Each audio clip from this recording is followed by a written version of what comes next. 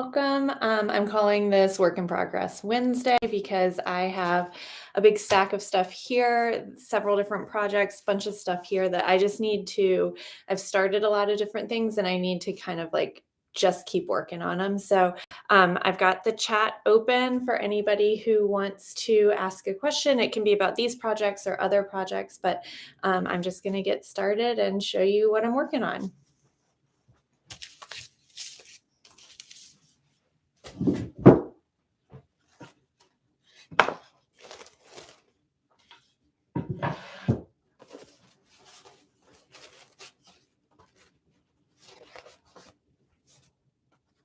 This first one you may have seen over on Instagram. This is a cover for a mixed media journal, and I'm going to do this one as a Coptic binding. These are the pages for it here.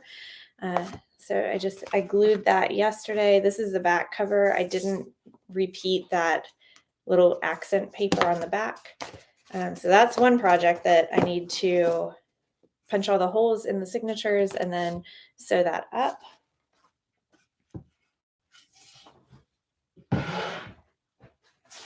And then I think the rest of everything in this is covers of Nancy Drew journals or books that are going to be journals. I finished the edges so that they're ready to go and look nice when I add in the pages. So these all had to hang out under weights for a while as well.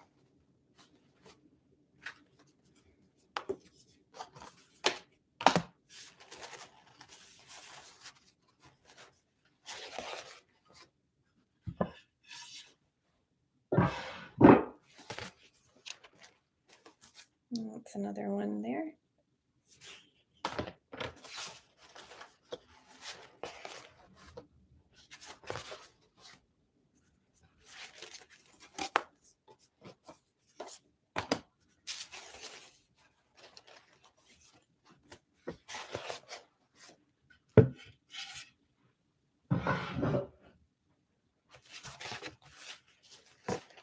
And then this is the last one out of this batch that I'm doing. I have one other Nancy Drew book that I'm going to also upcycle and turn into a journal, but it's just, I haven't cut it apart because I don't have the pages prepped for it yet. I plan to do just blank pages on the inside of that final one. These are all getting pages that have lines on them.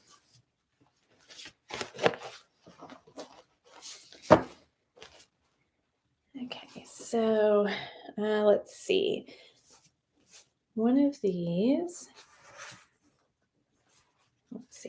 is for this specific book because I'm using some of the original illustrations in the book as well.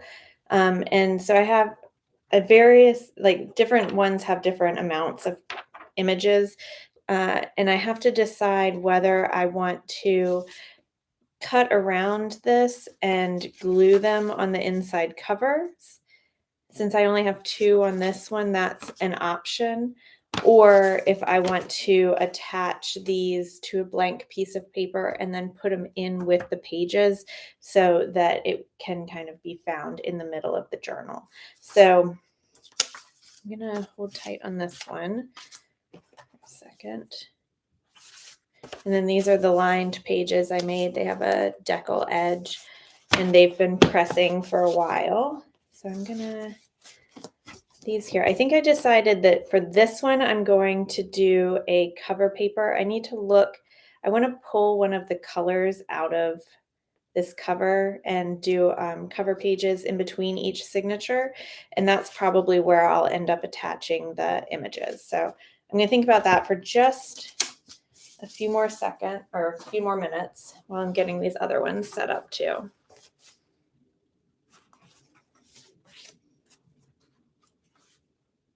Oh, I thought I had another set of pages, but I guess I only made one more set of pages for the Nancy Drew one. So which one are these coming from? Message in the Old Hollow Oak. Okay, so these pictures came from here. So I may just do this one today and then save this one. It's possible. I keep looking over to the other side of my studio because I do have a stack of other things that are pressing over there. And a lot of times I will just keep piling stuff up on top of the other. So like the bottom layer, like how this was, the bottom layer was Nancy Drew, the top layer was um, this book. So I'm wondering if I have pages stashed away somewhere else, but I don't think I do. So this one will get set to the side for today, and I'll make some pages for this one soon. Okay. Another very important part of my work is coffee. So I'm going to take a sip of coffee before I get started on all this. Okay. I think I'm going to start with this mixed media journal first. And you can kind of see over here, these are all of my punching templates, and I always save them because sometimes stuff is a fairly standard size. This one I found yesterday because it says I always mark how tall it is or what book it's from, because these pages were similar size. This cover is actually 7 inches tall. So I used this template to make all of my holes on the front cover. And then based on that, I punched one single signature because my pages are a little bit shorter than the cover and the template. So I need to then use this one as my punching template. And I just want to make sure this is the signature I took it from so I don't end up with stuff that has the wrong number of pages. Yep, that's it. Okay, so I just put my page, or if I'm using a template, I put that on the inside. And I punch these by hand without a cradle. Somebody commented recently, like, why aren't you using a punching cradle? And I just have never bought one. I learned how to do it this way and never really thought to get one in my early days of making stuff. And I probably should get one. I'm leaning towards it now that I might want to get a cradle just to test it out, just from sheer curiosity at this point.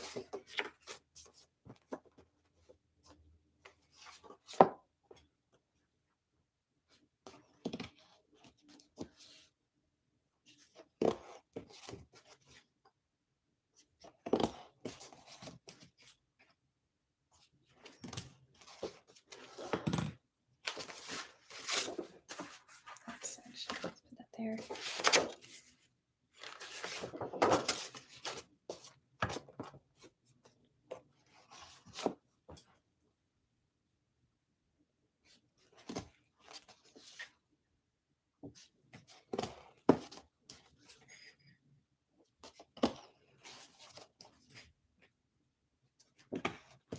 The paper I'm using for these pages is mixed media paper, which means it's a little bit thicker. It can hold different type of medium, like markers, maybe a little bit of kind of dry watercolor.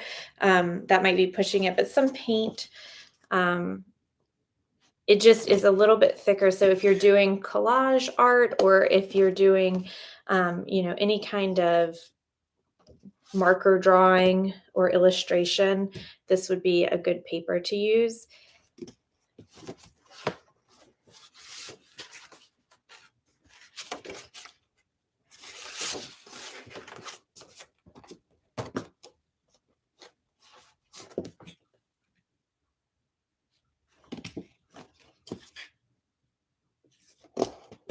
The chat is on, so if you have any questions about bookbinding, feel free to use that. I've got my computer set up here so I can see what your questions are and respond to them in real time. And I said at the beginning, it doesn't have to be about the projects that I'm working on. It can be about bookbinding in general, or if you have questions about different types of techniques and stuff like that.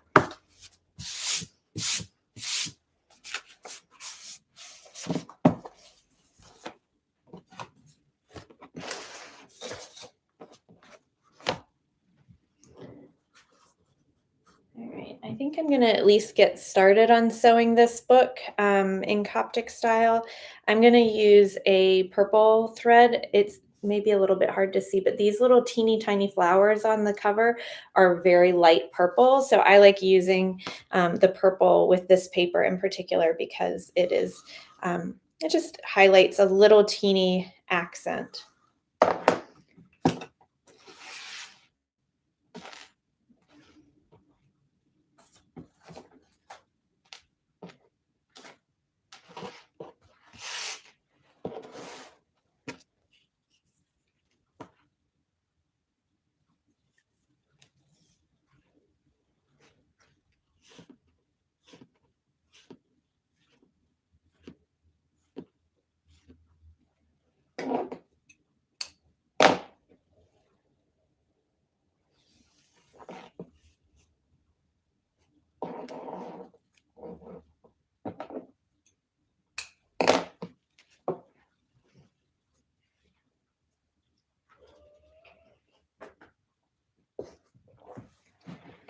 Okay, so I'm doing a multi-needle Coptic binding, so I'm going to get my needles all set up here. It's a little bit more complicated than just a single needle Coptic binding, but I think once you practice it and get comfortable with it, I think it is a little bit easier. Definitely attaching the back cover, I think, is easier than a single needle Coptic. Um, but it does take a little bit more time and effort, but I think the results are worth it.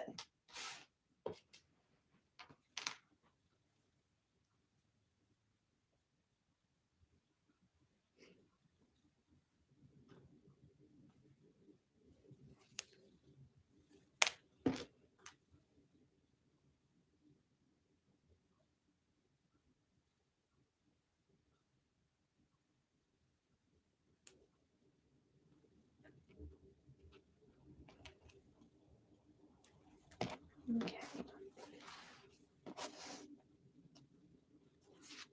So when you first get your needles all set up, you're going through the first signature, but you also want to attach that um, front cover as well. And you want to make sure that your each end of your thread is approximately the same length. Otherwise, you'll run out of thread on one side before you get to the end.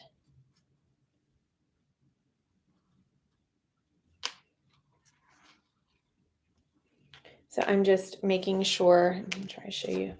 I'm just making sure that my threads are coming off evenly from my from my signature.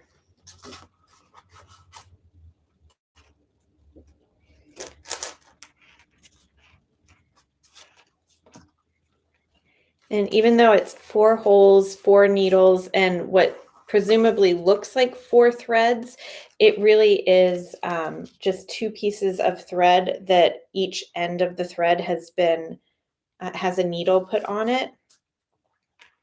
And then I'll show you the center in just a second.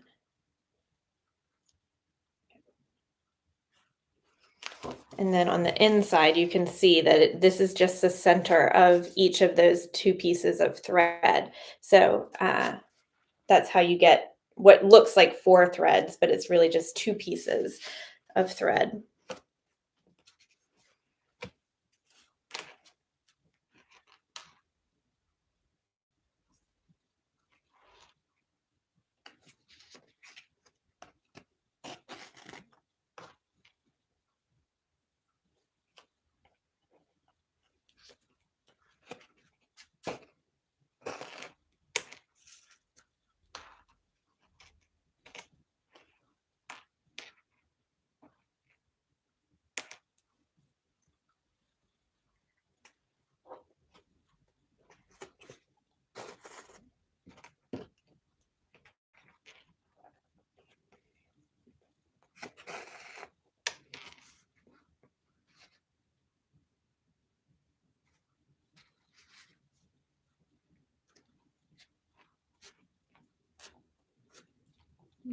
If you've watched any of my tutorials or any of my live streams, you'll know that I like to kind of loosely put the threads where they need to go and then really adjust and make sure that everything's in the right spot before I tighten stuff down. So I do a lot of adjusting throughout my entire bookbinding process.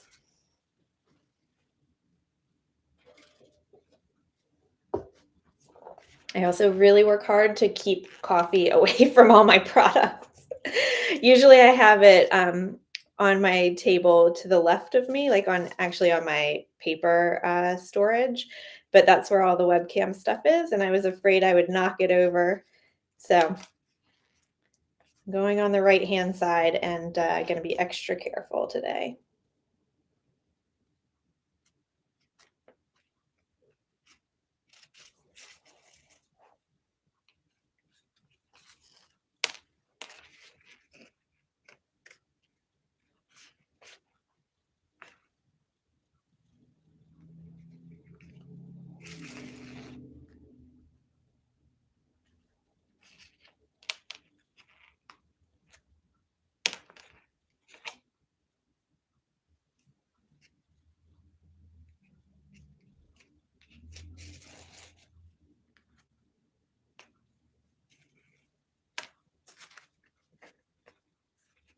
Okay, so that's now attached um, the front cover. Let's see, I'm still learning all the angles on this webcam, but it's attached the front cover and the first signature, and then I can go ahead and grab the next signature to sew, but it also has started our little anchor point of where our braided chains of stitches are going to be.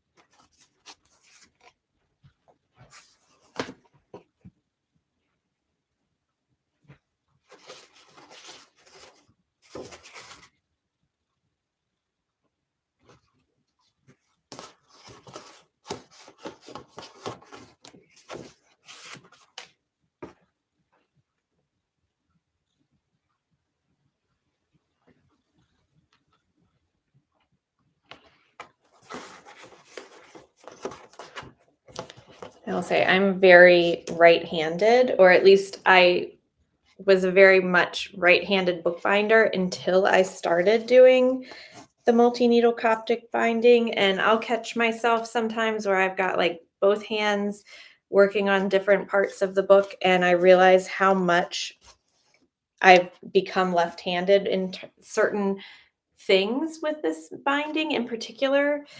Just like right now, I'm getting ready to, hold tension on one thread while I'm taking the other one and crisscrossing it on the inside. Um, and I think it's really important with this many threads that you are using both hands at different times to make sure that you've got the tension that you need on the threads so that your binding is as tight as it can be without being overly tight or really loosey-goosey.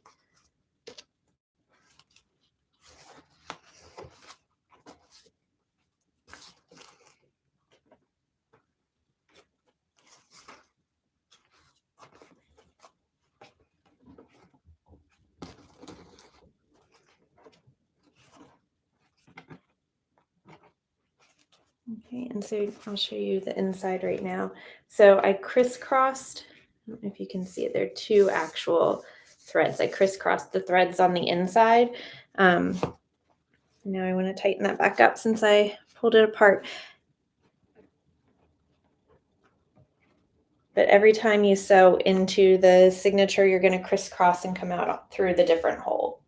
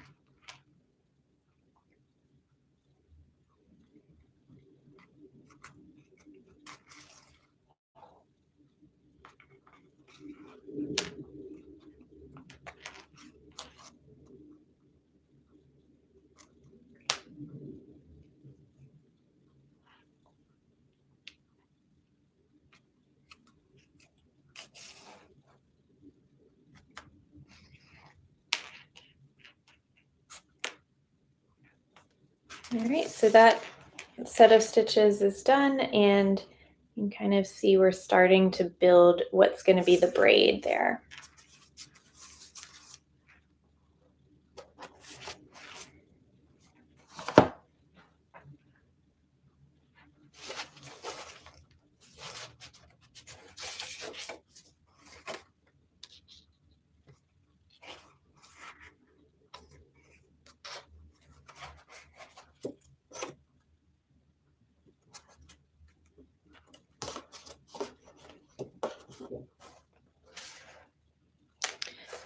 Edwin, I see your question of, do I know where you can buy a cradle that's not too expensive? I assume you mean a punching cradle for signatures. I don't. I have not done any research into it yet. I know that there are different companies that have them, and also on Etsy, you can find homemade ones. My husband is a woodworker, which is part of the reason I just have never gotten one. I saw one on Etsy one time and thought, oh, I bet my husband could make that, because it's really a pretty simple design. Um, but I don't know. I'm going to check something real quickly. There is one store that I really um, love here in the US for bookbinding equipment, and I want to see if they have it.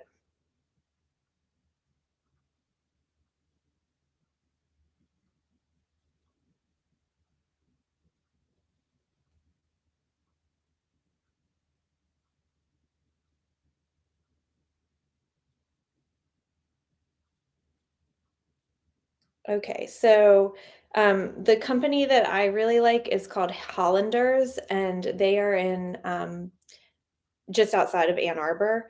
And they do have two sewing cradles on their website. One is made out of birch wood and it's $80, and one is made out of cherry and it's $120. Um, and let's see, I'm just going to enlarge. Let's see if I can show you. This is, can you kind of see that? That's the general idea, that it's two pieces of flat board and a V. And then that open area in the spine is the like where the two books come together in the V, it's open. And so you would put your papers in there and then you'd punch straight down instead of to the side, how I do it here. Um, I don't know if there are less expensive options. Than those. There may be plastic ones. I'm not sure. Like I said, I haven't really done my research into it yet. I've just started. I got the comment about why don't I use a cradle maybe last week, and it started me thinking maybe I should try it out and see what I think about it. Because if you do a lot of books, or I'm like, today I punched these, I'm going to punch both of those today as well. Sometimes I really like to try to batch process my stuff. So it can be a little bit hard on my hands when I'm punching a lot of signatures in a day, because just the amount of tension that I have to put on the item and on the tool, so that I'm pushing hard but not too hard. And it's just hard on my hands sometimes. So I was thinking a cradle might be helpful. But again, at this point, I've been doing it this way for probably 12 or 13 years. So I don't know if it would be completely weird for me to be doing using a cradle, if it would feel really wrong. I'm sure there's going to be a learning curve if I get one.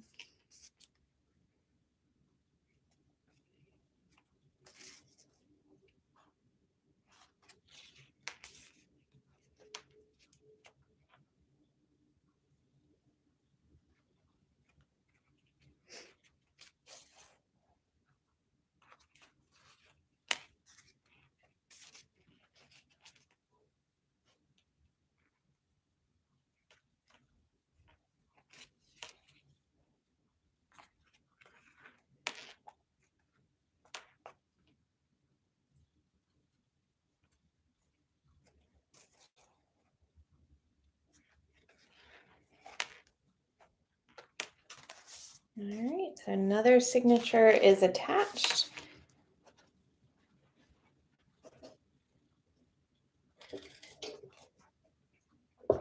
This live stream's pretty accurate. Usually I've come to realize that I sew a signature, take a sip of coffee, sew a signature, take a sip of coffee.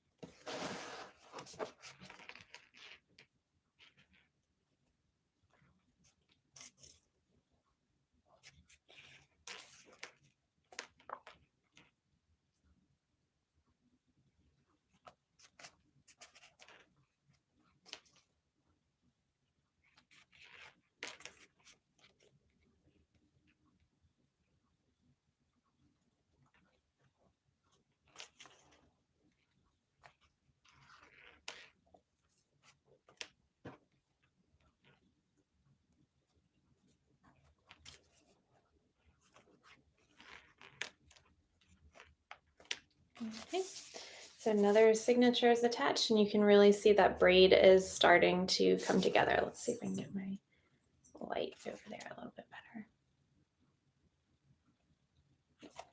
All right, so we've got one more signature to attach, and unlike the single needle Coptic, with single needle you attach the back cover and the last signature at the same time, and I find that to be challenging sometimes because you actually attach the outside cover first with the signature just sandwiched in there, not sewn in yet. And I find it challenging because that signature can slip and slide, and it's fiddly. So I really like this binding in terms of you attach the last signature and get that all secure, and then you just attach the cover in the same manner really as you've been doing all along. And I just find it's a lot easier to manage.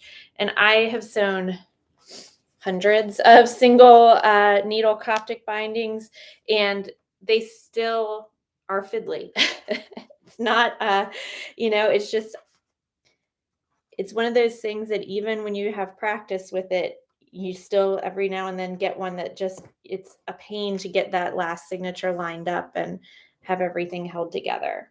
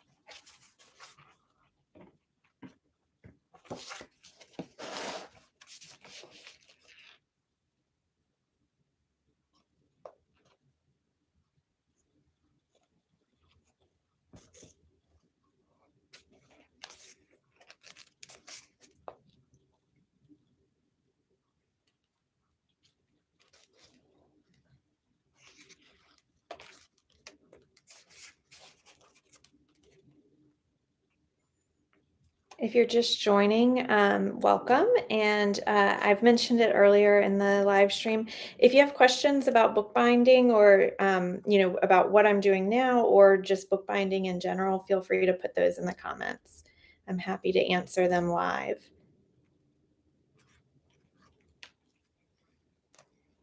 Okay, so all of our signatures are attached, and then we get to put on our back cover.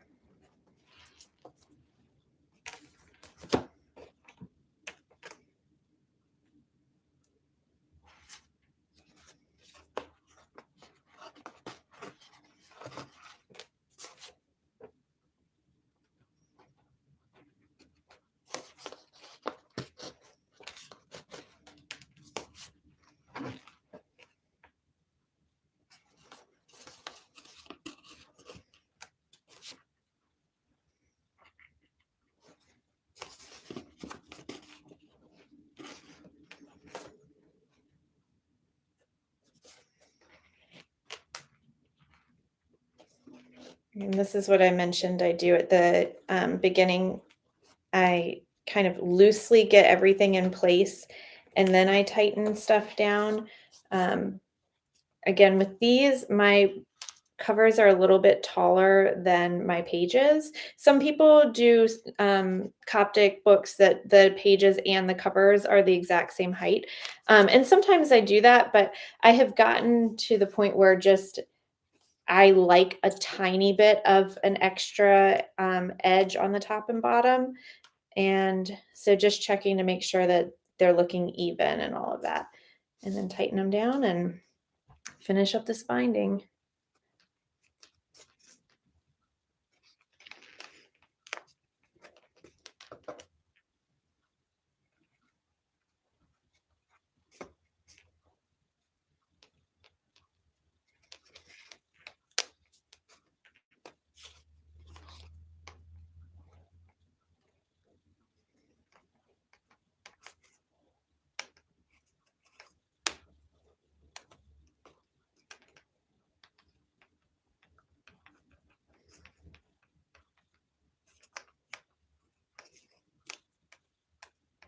Okay, so they are all stitched up, and then we gotta put stuff on the inside now.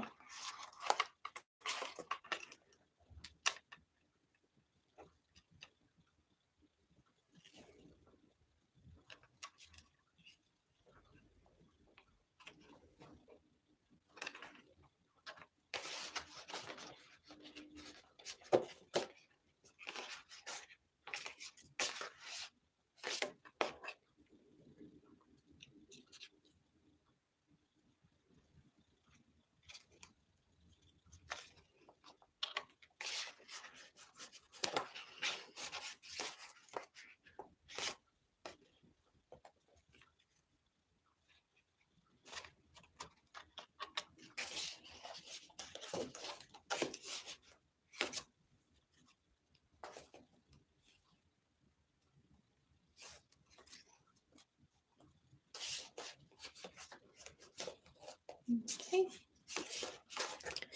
Now we have all of our threads on the inside, and we're just gonna knot everything off.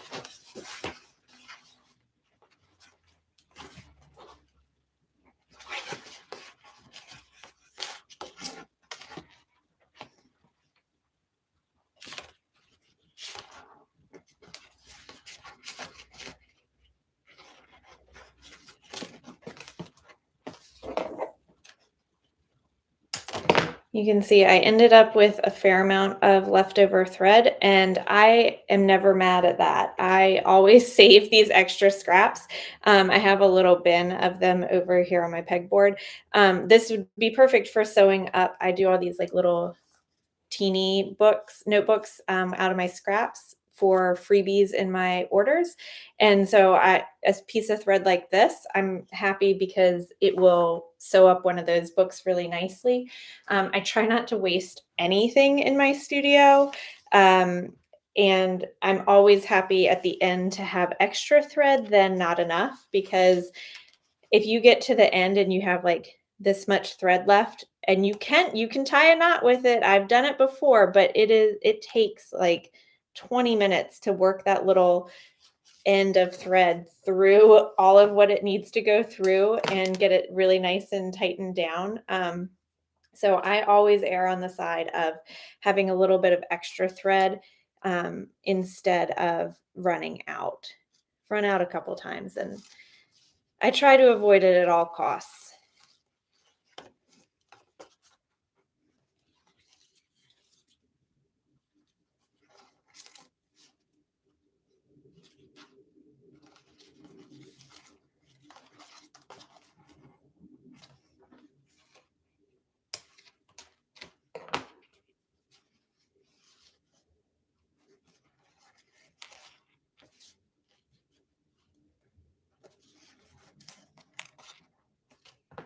All right, so this one's all done. Because there are knots back here now, there are 4 knots in it. It does, you can see it like wants to be open a little bit. So this one will go into the press probably for 3 or 4 days. I'm not going to put it into press right now because I've got to get some of the other stuff moved off of the space over there. So I'm just going to set it aside for right now, and then later when I work through my other piles of stuff that's pressing, I'll take that stuff out and put this in. Okay, so I think the last thing I'm going to do is just show you kind of how I prep these books. But I'm not going to sew those today just because I need to figure out what I want to do with those original illustrations and how I want to attach those. So I'm going to just show you how I get the covers prepped for those and prepped for sewing, and then that'll be that. Okay, so at the beginning of the live stream I showed I've finished off the edges here, and with the last book that I just did, during the process of creating the cover and gluing the cover paper onto the book board, that I punched the holes in the cover at that point. With using upcycled covers, I like to go ahead and have my cover finished and then punch the holes through.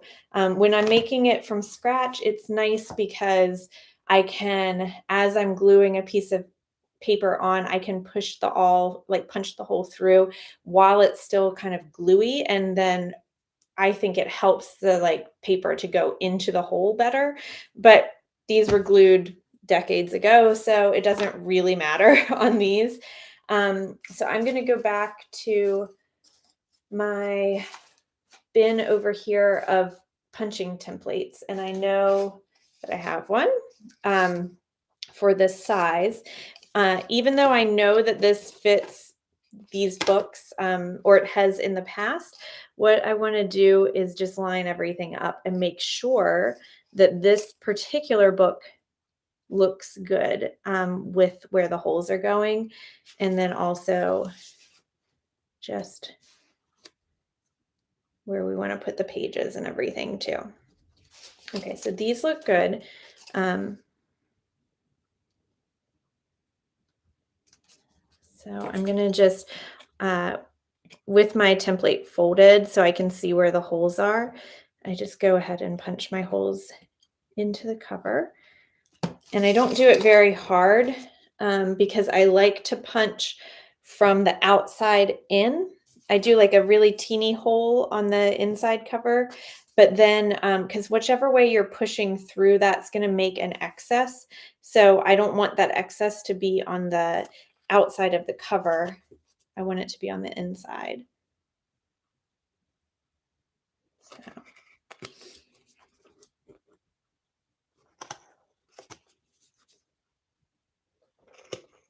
Okay, so let's see if I can show you. You can kind of see how they're up a little bit here at these holes. Now, when I have just a regular plain book board that I'm going to cover in different paper, like the last book I just did, I will take sandpaper and sand down these pieces before I glue paper over top of it. But with these books, I just leave it. I don't want to try to sand it off or anything like that. Just because I don't want to mess up the paper that's there.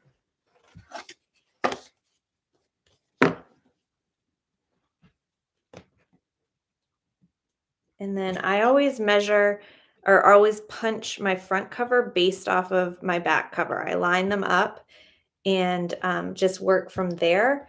I like to, I don't like to measure stuff out like this is 3 inches from the edge, and then this is 4 inches from the edge, and then the next hole is this spacing. I like to work from the other piece when I can, just because I find that it's more accurate. I used to measure everything out at the beginning, but especially with upcycling books, it's just never, stuff's not always square. um, Items are, you know, they just are going to be, each one's a little bit different. This one, it's really hard to see where the hole is. There it is.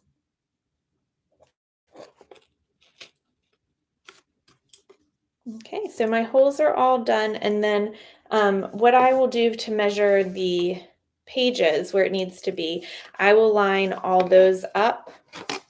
I'll line up one of these pages. Actually, I'll just do it now so I can show you the process.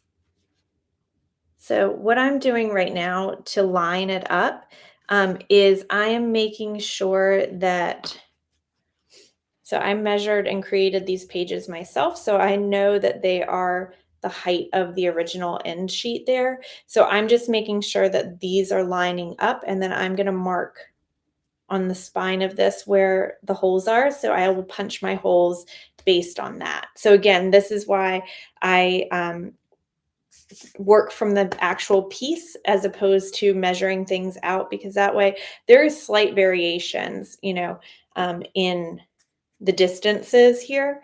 So I always like to work from the item. So I'm just gonna take this little pencil and just mark the very edge of this outer piece of paper. And then I'll use that to create a template.